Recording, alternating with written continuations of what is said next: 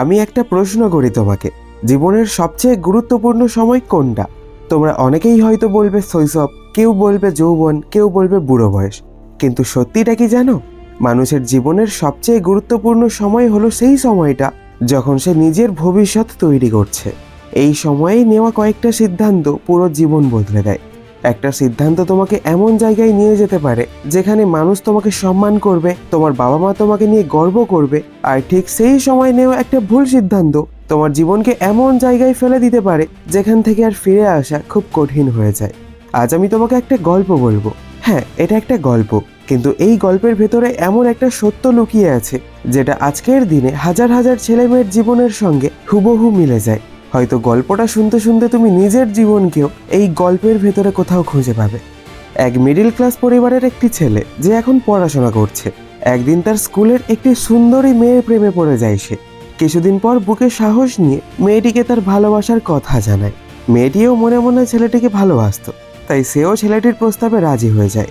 আর ধীরে ধীরে তাদের ভালোবাসা গভীর হতে থাকে। ছেলেটি এতদিন পর্যন্ত পড়াশোনাতে খুবই ভালো ছিল, কিন্তু ওই মেয়েটির প্রেমে পড়ার পর থেকে সে তার লেখাপড়াতে ধীরে ধীরে ডিস্ট্র্যাক্ট হতে থাকে। এখন বেশিরভাগ সময় সে ওই মেয়েটির খেয়ালে ডুবে থাকে। তার সাথে ফোনে কথা বলা, চ্যাটিং করা, লুকিয়ে চুরিয়ে তার সাথে দেখা করা, বেশিরভাগ সময় এইসব করতেই তার দিন কেটে যায়।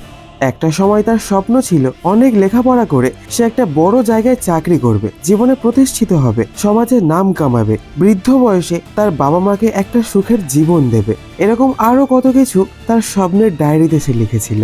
কিন্তু প্রেম ভালোবাসার মায়াতে তার ওই স্বপ্নের ডায়েরিটিতে ধুলো জমতে শুরু হলো। শেষে একদিন আসল ডায়েরিটাই হারিয়ে গেল। সে কোনো রকম ভাবে টেনে টুনে উচ্চ মাধ্যমিক পর্যন্ত পড়াশোনা করলো, তারপর লেখাপড়া ছেড়ে দিল, কারণ তাকে দিয়ে সেটা আর হচ্ছিল না। বেশি লেখাপড়া করার কোনো দরকারও ছিল না, কারণ তখন সে তার জীবনকে অন্য এক রূপে সাজিয়ে নিয়েছে, যেখানে সফলতা, জীবনে বড় হওয়া এরকম কোনো ছবিই ছিল না। সাধারণ একটা জীবন হবে, সাধারণ কিছু কাজ করব, আর ওই মেয়েটিকে অনেক ভালোবেসে ছোট্ট একটি ঘরে সুখে শান্তিতে জীবন কাটাবো। এই স্বপ্ন নিয়ে পড়াশোনা ছাড়ার পর সে একটা ভালো চাকরির সন্ধান করলো।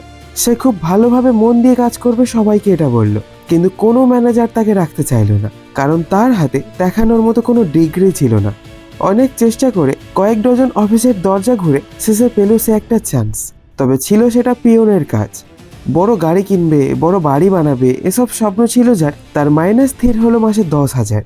জীবনের কঠিন সত্যগুলো ধীরে ধীরে তার কাছে পরিষ্কার হলো, সমাজের নিষ্ঠুর বাস্তব তার সামনে প্রকট হলো। আর 10,000 টাকার চাকরি করে সে কোনো রকম ভাবে জীবনের গাড়ি টানতে শুরু করলো। এর মধ্যেই একদিন সেই মেয়েটি তাকে জানায় যে তার পরিবার তার বিয়ের ব্যবস্থা করছে, তাই সে যেন তার বাড়িতে গিয়ে তাদের বিয়ের কথা বলে। এক্ষুনি বিয়ের কথা শুনে ছেলেটি খুব ঘাবড়ে যায়, কিন্তু মেয়েটির জবরদস্তিতে বাধ্য হয়ে সে মেয়ের বাবার কাছে তাদের বিয়ের কথা বলতে চায়। মেয়ের বাবা সবার প্রথমে জিজ্ঞাসা করে, বাবা তুমি কি করো? ছেলেটি মাথা নিচু করে ধীরে ধীরে তার পরিস্থিতির কথা জানায়। মেয়ের বাবার কিচ্ছু ভাবে না, এক কথাই তাকে না বলে দেয়, কারণ তার মেয়ের জন্য সরকারি চাকরি করা কিংবা কোনো সফল বিজনেস করা ছেলে তিনি খুঁজছেন, যাতে তার আদরের মেয়েটি বিয়ের পর অভাবের কষ্ট না পায়। লজ্জায় ছেলের মুখ লাল হয়ে যায়, মাথা নিচু করে বোকার মতো চুপচাপ ঘর থেকে বেরিয়ে যায়। তারপর ছেলেটি মেয়ের বাবাকে শিক্ষা দেওয়ার জন্য মেয়েটিকে পালিয়ে যাওয়ার প্রস্তাব দেয়। মেয়েটিও এতটাই বোকা যে এত কষ্ট করে, এত ভালোবাসা দিয়ে এতদিন ধরে যারা মানুষ করলো তাদের মুখে চুনকালি মাখিয়ে ওই নিকম্মা ছেলেটির সাথে পালিয়ে বিয়ে করে নিল। বিয়ের পর ছেলেটির মাইনে 10 থেকে 15,000 হলো, আর তারা খুব খুশিতে দুজন মিলে সংসার করতে লাগলো। 2 বছর পর তাদের একটি সন্তান হলো, আর সেই সাথে সাথে সংসারের খরচও অনেক বেড়ে গেল।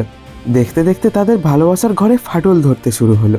দুজনের মধ্যে ঝগড়া ঝামেলা বেড়ে গেল, কারণ শুধু ভালোবাসা দিয়ে কখনো পেট চলে না, মনের সকল শখ শান্তি পূরণ করা যায় না, তার জন্য টাকার প্রয়োজন হয়। আরও 1-2 বছরের মধ্যে তাদের ভালোবাসা মিষ্টি থেকে তেতো হয়ে যায়। এক সময় যে মেয়েকে দেখলে তার মন খুশিতে ভরে যেত, এখন তাকে দেখলে অস্বস্তি শুরু হয়ে যায়। তারপর একটা সময় দুজন দুজনের থেকে ডিভোর্স নিয়ে তারা আলাদা হয়ে যায়। আর এভাবেই একটি ভুল সিদ্ধান্তের কারণে দুটি জীবন নষ্ট হয়ে যায়। হ্যাঁ, এই গল্পটা আমি বানিয়ে বলেছি, কিন্তু এই গল্পের ভেতরে যে সত্যটা আছে সেটা ভয়ঙ্করভাবে বাস্তব। আমি গ্যারান্টি দিয়ে বলতে পারি এই গল্পটি অন্তত কয়েক লক্ষ ছেলে ও মেয়ের জীবনের সাথে একদম নিখুঁতভাবে মিলে গিয়েছে। কারণ আজকের দিনে অনেকেই একটা বড় ভুল করে, তারা ভাবে ভালোবাসা থাকলেই জীবন চলে যাবে, কিন্তু বাস্তবতা হলো ভালোবাসা সুন্দর, ভালোবাসা দরকার, কিন্তু ভালোবাসার আগে প্রয়োজন যোগ্যতা। যোগ্যতা ছাড়া ভালোবাসা অনেক সময় বোঝা হয়ে যায়। তাই আজ তোমাকে একটা প্রশ্ন করি, আজ তুমি জীবনের যে জায়গায় দাঁড়িয়ে আছো, এখান থেকে তুমি কোন সিদ্ধান্ত নেবে? তুমি কি আগে নিজের ভবিষ্যৎ তৈরি করবে, নাকি আবেগের বশে এমন একটা সিদ্ধান্ত নেবে যেটা কয়েক বছর পর তোমাকেই আফসোস করাবে? ভালোবাসা কখনো পালিয়ে যায় না, কিন্তু সময় একবার চলে গেলে আর কখনো ফিরে আসে না।